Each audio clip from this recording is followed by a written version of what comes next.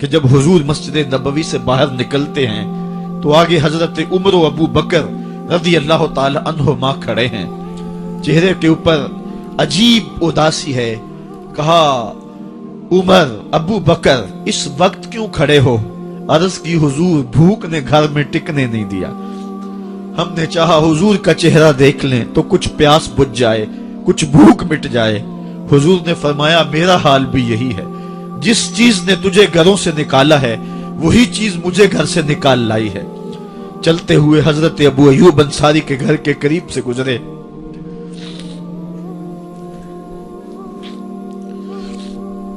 حضور کی خوشبو پا کے وہ باہر آ گئے۔ عرض کی بندہ نواز آج میرے مہمان نہیں بنتے؟ حضور نے کہا تمہاری مرضی۔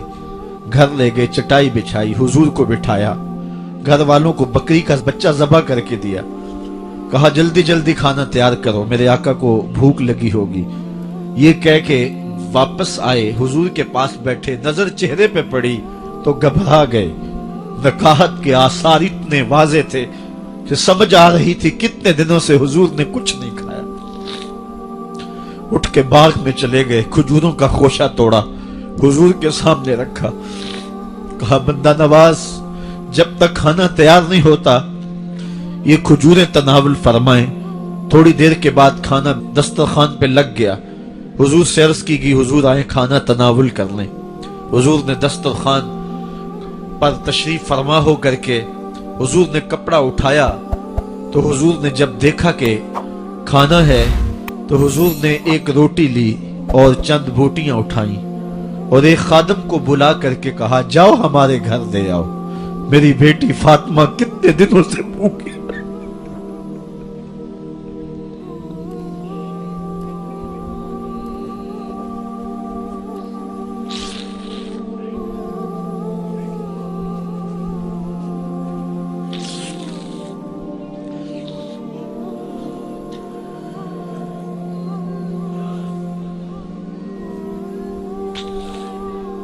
کہا جاؤ ہمارے گھر دے آؤ، میری فاطمہ کتنے دنوں سے بھوکی بیٹھی ہوئی ہے۔ مال کے کونین ہیں گو پاس کچھ رکھتے نہیں، دو جہاں کی نعمتیں ہیں ان کے خالی ہاتھ میں۔ آپ کو پتا ہوگا کہ جب میرے رسول کا انتقال ہوا ہے، حضور کا وصال ہوا ہے، تو حضور کی ایک زرہ ایک یہودی کے گھر میں گروی رکھی ہوئی تھی، حضور نے زرہ رکھ کر کے اس سے قرض لیا ہوا تھا۔ یہ اسلام کی غربت کی کہانی ہے، اور پھر اللہ نے اسلام کو امارت کے رنگ بھی دیے۔ آؤ تمہیں کہانی سناؤں، حضرت عدی بن حاتم روایت کرتے ہیں، صحیح بخاری میں روایت ہے۔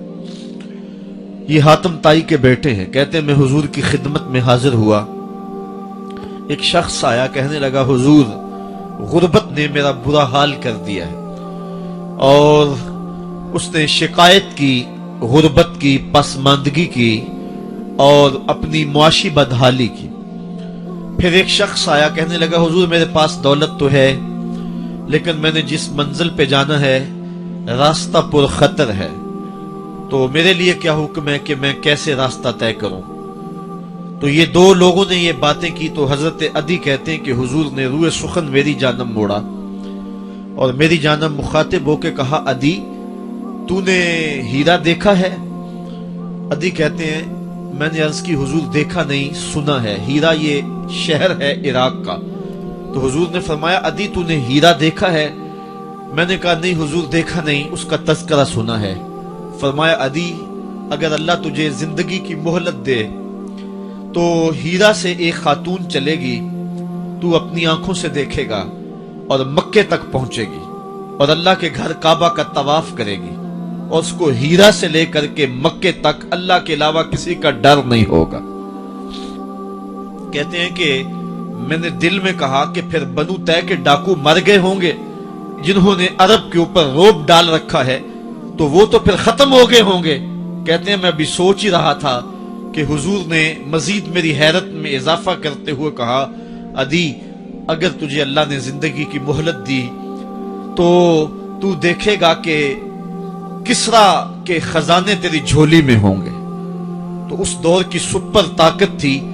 میں نے کہا حضور کسرا بن ہرمز؟ हुजूर ने फरमाया हाँ किसरा बिन हुरमज।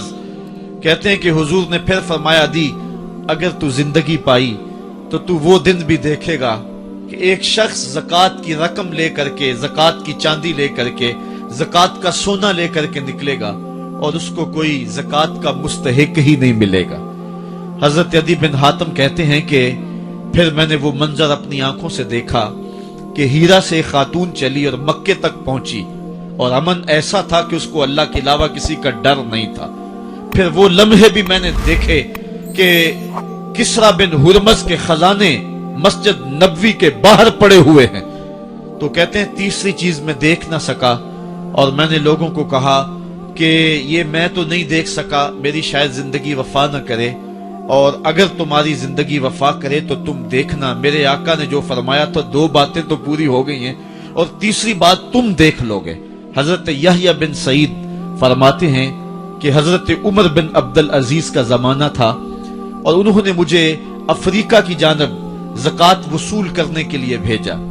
मैं वहां से ज़कात वसूल की और फिर मैं ज़कात लेने वाले मुस्तहकीन को ढूंढने लगा। तो कहते मुझे कोई मुस्तहिक ना मिला।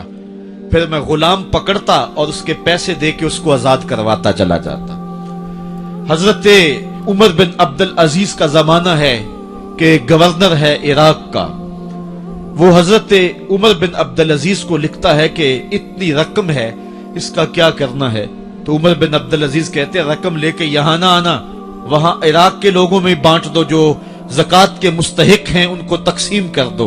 तो गवर्नर लिखता है जो मुस्तहिक है उनको दे दी, अब कोई मुस्तहिक नहीं रहा तो मैं क्या करूं। तो हजरत उमर बिन अब्दुल अजीज कहते हैं जो मकरूज हैं उनका कर्ज उतार दो। तो कहते हैं कि हाँ कर्ज भी मैंने उतार दिया है, रकम फिर भी बच रही है, क्या करूं। तो हजरत उमर बिन अब्दुल अजीज ने फिर लिखा जो शख्स शादी करना चाहते हैं उनका हक मेहर अदा कर दो। मैंने कहा कि वो भी कर दिया है, रकम फिर भी बच गई, अब क्या करूं। तो हजरत उमर बिन अब्दुल अजीज ने मुझे लिखा कि जो गैर मुस्लिम हैं जिन्होंने टैक्स दिया हुआ है, जितना टैक्स दिया है उससे दुगने पैसे उनको कर्जे में दे दो और उनको कहो जाओ इसका कारोबार करो, खेती बाड़ी करो, और साथ उन्हें यह भी कह देना कर्ज की फिक्र ना करना और ज्यादा इसमें परेशान ना होना, जब दे सकोगे दे देना। ये दौर भी फिर इस्लाम ने देखा और ये घड़ियां भी देखी जब चिथड़े पहने हुए थे, जब पैबंद लगे लिबास पहने थे, जब पेट में डालने के लुकमा भी नहीं था।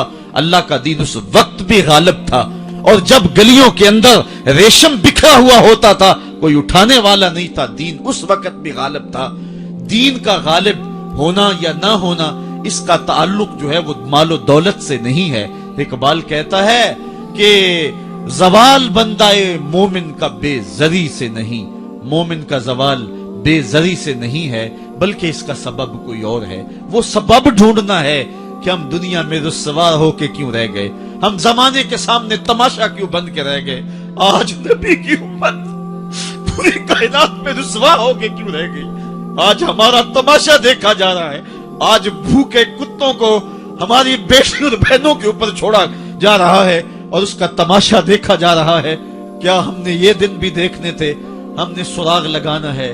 दौलत की किल्लत और कसरत ये सानवी चीजें हैं। हमने तारीख में देखा है हम कभी माली तौर पे कमजोर थे, रुस्वा नहीं हुए हैं। माल ज्यादा हो गया, रुस्वा नहीं हुए हैं। रसवाई के सबब कोई और है।